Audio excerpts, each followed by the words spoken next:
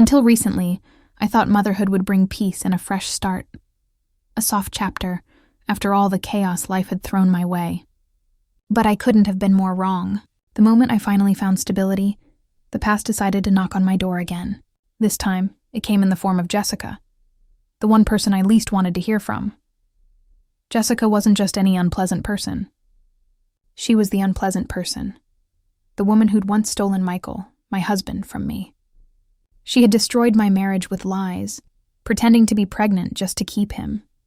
That falsehood tore our lives apart and left scars that even time couldn't fade. And what makes it worse? She's my sister. My actual sister. Even after all these years, she hasn't changed one bit. She still enjoys causing trouble, still loves to see me uncomfortable. So when her latest message arrived, bold and heartless, I shouldn't have been surprised. Yet it still felt like a slap across my face. John, my husband now, happened to see the message before I could hide it. Once he knew, I couldn't pretend nothing had happened. I would have rather ignored her forever, but John insisted we face it together. He had that calm look in his eyes, the kind that said, "Trust me. I know what I'm doing." John isn't the type of man to play games or act out of anger. He's kind, patient, and clever in ways that often surprise me. When he handles problems at work, he never yells or panics. He simply outsmarts people. So, if he said we should attend the celebration Jessica invited us to, then maybe, just maybe, he had a plan. Whatever Jessica was scheming this time, she'd eventually have to face the consequences of what she'd done. But before we reach that moment, I need to tell you how this story began, how everything fell apart before it could ever come back together. My name is Naomi Johnson now. But years ago, I was Naomi Smith, an ordinary office assistant working at a small company after college. That's where my life felt simple, predictable, even safe. During my college years, I met Michael Smith through one of our club activities. He was a bright, confident medical student with a big dream, to follow his father's path and become a respected allergy specialist. At first, I thought he was out of my league, smart, wealthy, with the kind of future most people only dream about. But once we started talking, I discovered he had a soft, curious side. We bonded over something unusual, our love for an old film director whose movies most people found too slow. I still remember nervously asking him if he wanted to see the director's newest release with me. He looked so surprised. "You like his movies too?" And for the next 2 hours, we talked about every film we'd ever watched. That conversation became the spark that lit everything. By the end of that night, I could feel something changing between us. Michael started to see me differently after that. Our friendship grew into something deeper. After college, when he proposed at 25, nervous, smiling, and holding a small ring that trembled in his hand, I thought I was the luckiest woman alive. He said, "Naomi, I want you by my side when I take over the clinic. I want you to see every step with me." I said yes, of course. I was certain we'd have a happy life. Soon after our wedding, I found out I was pregnant. Michael was thrilled. He talked nonstop about becoming a father, already planning what toys and clothes to buy. It didn't matter to him if it was a boy or girl, he said, as long as our baby was healthy. But pregnancy wasn't kind to me. The morning sickness was relentless. Constant nausea, dizziness, the taste of salt and bitterness in my mouth that wouldn't go away. I couldn't keep working. I barely had energy to stand. My days became a cycle of nibbling crackers and sleeping between waves of sickness. One evening, Michael came home and stopped dead in the kitchen doorway. Crumbs and snack wrappers were everywhere. "Naomi, what happened here?" he said sharply. "It's a mess. Are you just eating all day?" "I'm sorry," I whispered, embarrassed. "I feel awful if I don't eat something. It's the only thing that helps the nausea." He frowned. "You've gained so much weight already. You're not working.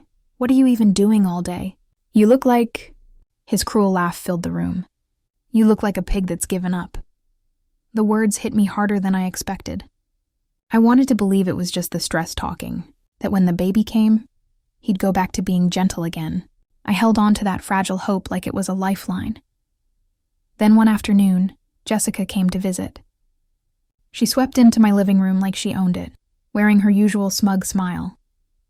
"Wow," she said, looking around at the mess. "You really let this place go. But don't worry, I'm used to it. It feels like my second home. I forced a weak laugh and apologized, though I could barely stand from exhaustion. To distract myself, I tried to share something happy. I think it's going to be a girl, I told her softly. I can't wait to take her shopping and dress her up. Maybe when she's older we'll go out together. Jessica tilted her head, pretending to think. A girl, huh? Does Michael know? Yes, I said, smiling faintly. He's excited too. Jessica's lips curled into that all-too-familiar smirk. Well, Michael's got a long career ahead. He's still a rookie doctor, but he'll take over his father's clinic soon. Poor thing. Having you as a clinic director's wife. I froze. Her words were laced with poison, as always. I tried to brush it off, but her eyes gleamed with something I couldn't place.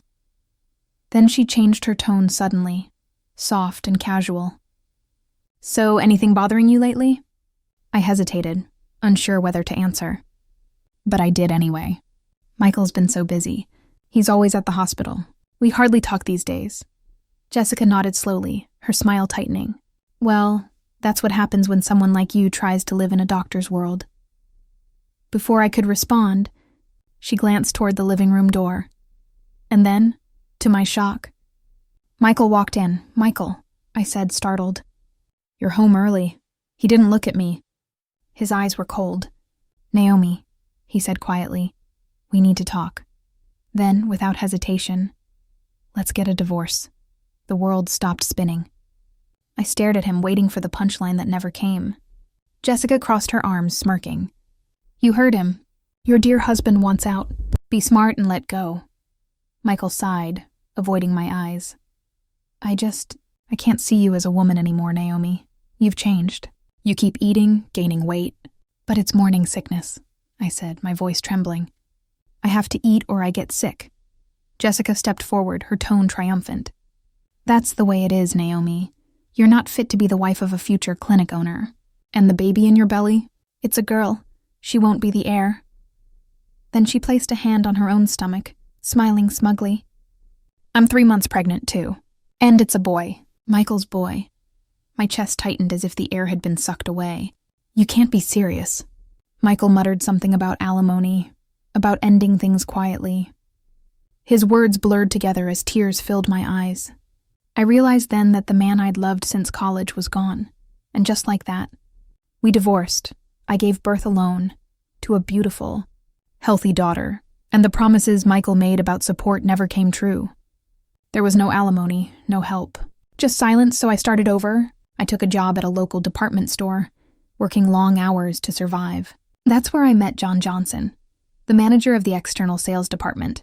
He was older, calm and kind in a way that felt foreign to me.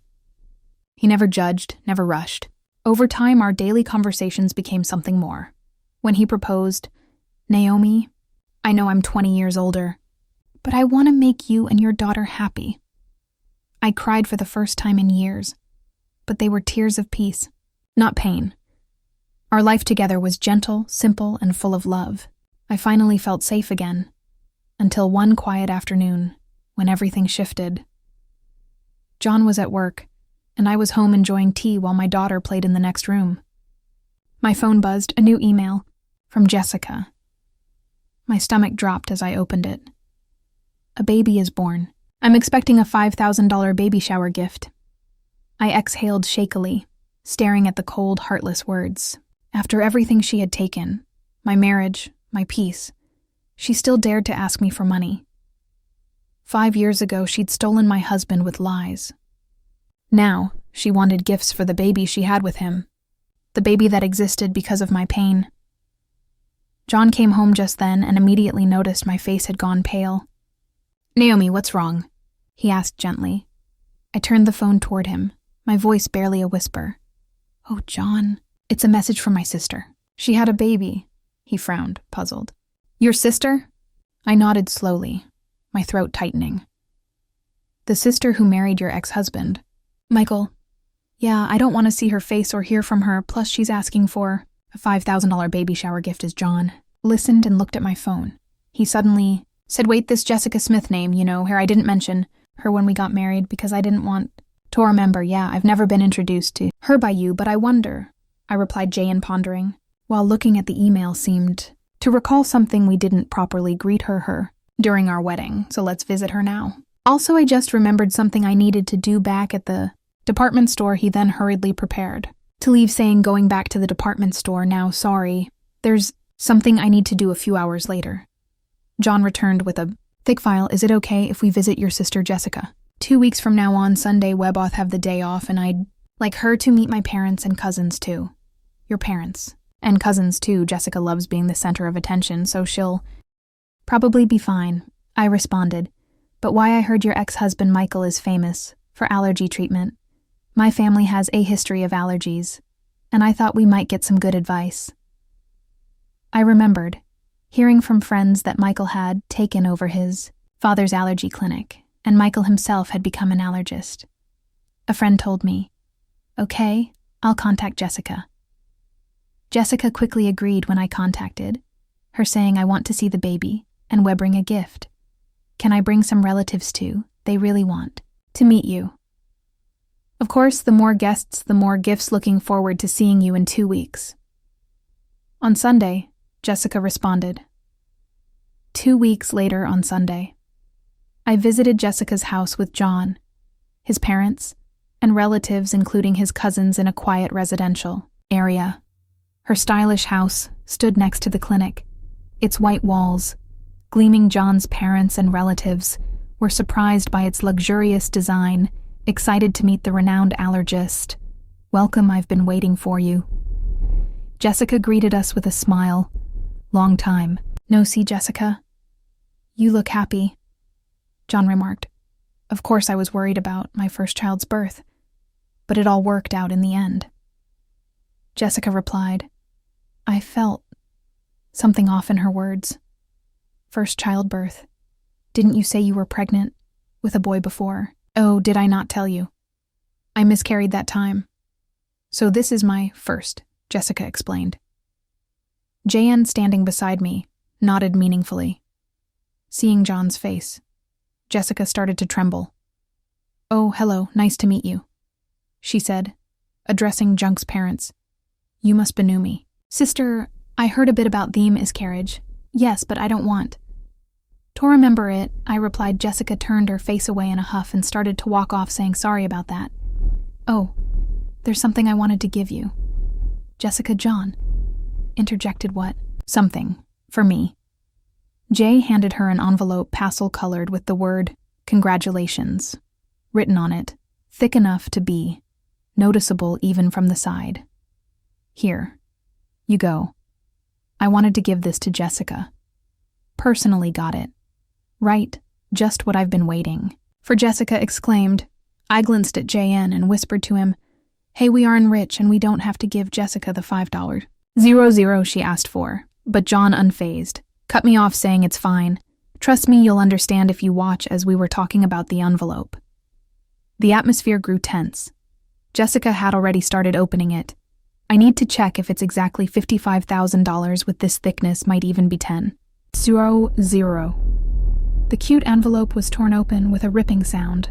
However, Jessica's face clouded over the moment she opened. What's this? JN stepped forward with a salesperson smile to explain. Miss Jessica Smith, this is a detailed statement of your purchases at the department store over the past 5 years. You said to put it on my tab, and this is the amount you've accumulated to date. What are you talking about? I don't know anything about this, Jessica protested. The statement she held listed names of luxury watches and brand bags, and the 5-digit figure in the amount column left me in disbelief. Indeed, Mr. Michael Smith himself and his parents are valued customers with an external sales card contract. However, with such a high amount, we needed to confirm. Just to be sure, my husband is the famous allergist Michael Smith. As the wife of the CL director, using 1 or 2 external sales cards is nothing is. That, so John continued. Also, there's something else I personally wanted to verify. He paused before saying, about 5 years ago we had complaints about a customer flaunting their external sales card and making extremely unpleasant remarks. Do you know anything about this? What's that? What does it matter? Jessica retorted. John explained. since we had had several complaints. It checked with the staff who were nearby. At the time, the content of the conversation was so terrible that the staff remembered it clearly.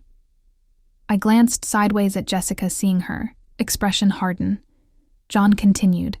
The staff said the conversation was about stealing. Someone's husband who happens to be her brother-in-law. Could it be? Yes, that's right, and she bragged about using a fake pregnancy to break them up, laughing loudly. She talked about how she lied about miscarrying like it was some kind of heroic tale. That's when I realized that time, Jessica's claim of being pregnant with a boy, the hair was all a lie to snatch Michael. Of course, there was no pregnancy, so no morning sickness or changes in her body. Shape. What are you saying? That story was about me, Jessica exclaimed, matching the complaints with the external sales card. Your name, Jessica Smith, came up. I can't believe this. You are marrying into a doctor's family, becoming the clinic director's wife. I couldn't stand it. I had to do whatever it took to tell Michael that I was the right one for him. I was overwhelmed with disbelief that Michael had fallen for Jessica's scheme, and she had lied to marry him. While I was stunned, the door opened. What's this all about? Explain yourself, Jessica. Since when have you been here? John asked. Jessica replied from the beginning. I came back to get something. I forgot and found the external sales card statement. Now I hear the pregnancy 5 years ago was all a lie. You trapped me. Michael shouted, and Jessica began to laugh. So, what? You've got a beautiful wife and we have a child now. So it's fine, right? Don't joke with me. I can't live with Aliar like. You let's get a divorce. You can't be serious. What about our child? Don't you feel sorry for them pushing her away? Michael glared at Jessica with a furious expression. I can't live with a liar and reckless spender like you. It's not good for the child either. We're getting a divorce, and I'm taking custody. Are you kidding me? Do you have any idea what I went through to give birth to this child? This child needs to become a doctor in the future to support us. You're just thinking about yourself. There's no point in talking about this. Now let's handle the rest through a lawyer, the relatives who came along, hoping to get some effective medicine from the famous allergist were frozen in shock at this chaotic scene. I was so embarrassed to admit that she was my sister afterward. Michael got a good lawyer specializing in divorce and successfully got divorced and won custody. Meanwhile, Jessica, who had been shopping to her heart's content, on credit using the external sales card, during her marriage was now being chased for repayments. Hey, if your husband hadn't brought that statement, I'd still be the clinic director's wife. I'm being hounded for repayments. Now help your sister out in a pinch, would you? Why? Should I? You brought this on yourself, didn't you? And you should pay for your own shopping? I responded. Unexpectedly, a message from Michael via social media. Hey, can we start over if Jessica hadn't lied about having a boy? 5 years ago, we would have been fine as a couple. I want to see our daughter too. I had forgotten how he left me suffering with morning sickness and mocked me, then cheated on me after 5 years of no contact. The last thing I wanted was to see his face again. Michael seemed to be struggling to keep the clinic inherited from his father running. But you can't stop gossip. Due to the infidelity rumors, patients stopped coming to the Smith clinic, which Michael inherited, and it had a 1-star rating and unbelievable bad reviews on a hospital review site. It seemed only a matter of time before he would have to close the clinic he was so fixated on inheriting. Ironically, he was so obsessed with having a male heir, my husband-daughter, and I continue to live happily, as a family. Naomi, are you ready? Shall we head out soon? Yes, I was just remembering how delicious the spaghetti you brought me from that restaurant was back when I was a single mother. Jen used to order from a restaurant for takeout as a way to approach me. Back then, my daughter was small. And since we weren't dating, whenever ate at the restaurant just as colleagues, you had just gotten divorced and were having a hard time, right? Thought even a little bit of delicious food could bring you happiness. It was your kindness that drew me to you. That ish that brought us together back then. It was just my daughter and me eating takeout. But now it's different. I'm happy that we can eat together as a family. Who would have thought that a day like this going